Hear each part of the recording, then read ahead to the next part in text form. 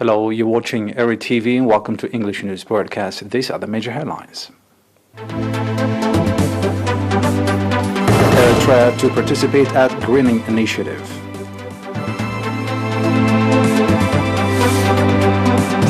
"28 patients diagnosed positive for COVID-19 in tests carried out today." The global COVID-19 case and vaccination coverage continues to rise. North Korea carried out suspected ballistic missile launch last Thursday, this is according to Reuters.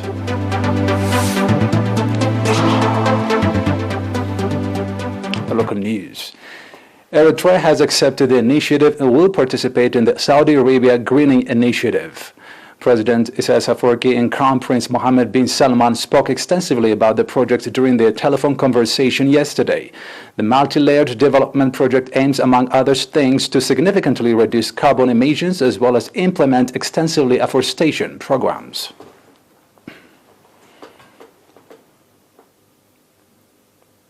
We have an announcement from the Minister of Health. 28 patients have been diagnosed positive for COVID-19 in tests carried out today at quarantine centers in the southern Ansaba, Gashbarka, and Southeast regions.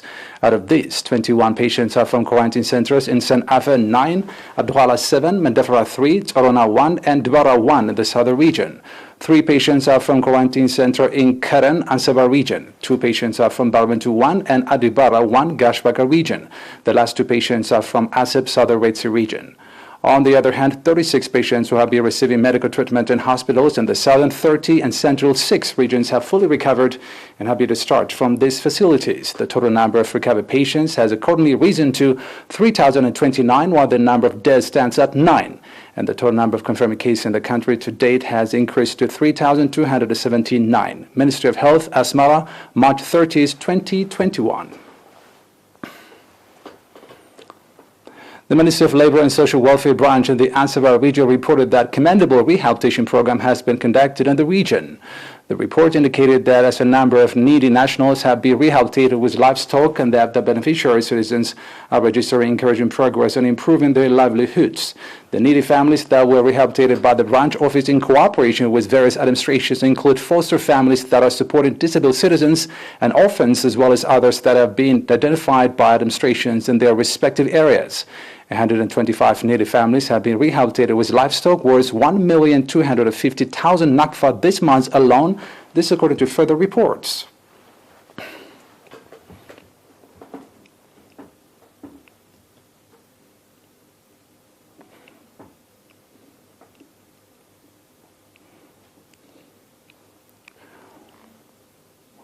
Now back with international news. After a short break.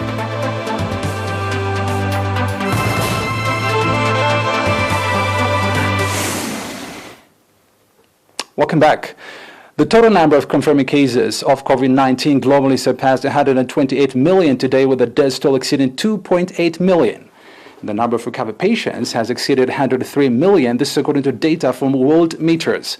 The United States has surpassed 31 million confirmed cases of COVID-19 today. Brazil surpassed 12.5 million cases, and India has recorded surpassed 12.1 million cases respectively. Leading health experts from around the world warned the slow rollout of vaccines and unequal distribution could mean the shots become ineffective and as a new coronavirus mutations appear within the next year. 77 scientists from leading academic institutions from around the globe participated in the survey, with about 30% suggesting second-generation vaccines will be needed as soon as in 9 months, unless the vaccines become more widely produced and distributed around the world. Germany's vaccine committee, known as TICO, today recommended using AstraZeneca's COVID-19 vaccine only for people aged 60 and over, following further reports of a rare brain blood disorder.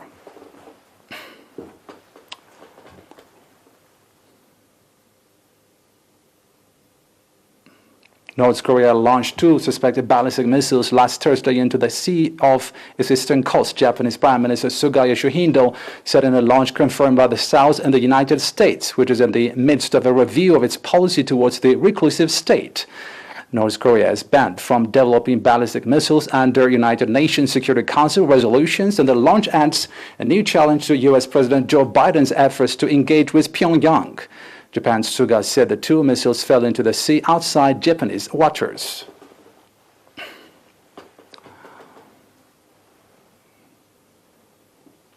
Brazilian President Jair Bolsonaro has replaced 6 ministers in a sweeping cabinet reshuffle that comes as the far-right leader faces to account for his government's handling of the surging COVID-19 pandemic.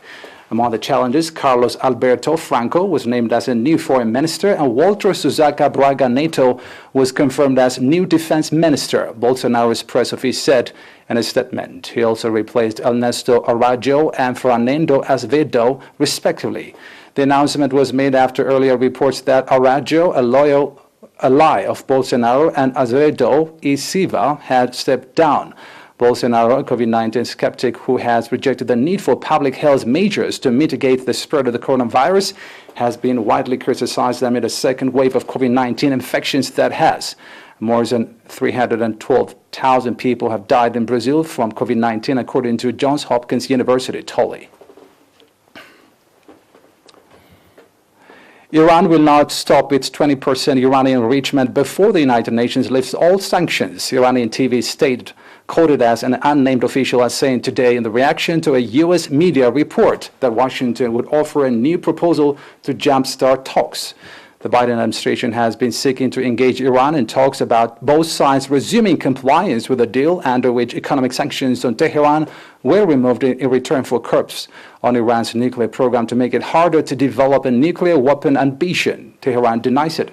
Politico said in a U.S. proposal, the details of which said are still being worked out and would ask Iran to hold some of its nuclear activities, such as the enrichment of uranium to 20% purity in exchange for some relief from U.S. economic sanctions. U.S. President Joe Biden's predecessor, Donald Trump, withdrew from the deal in 2018 and reimposed U.S. sanctions, prompting Iran after waiting more than a year to violate some of the pact's nuclear restrictions in retaliation. That's it for today. Thanks for watching.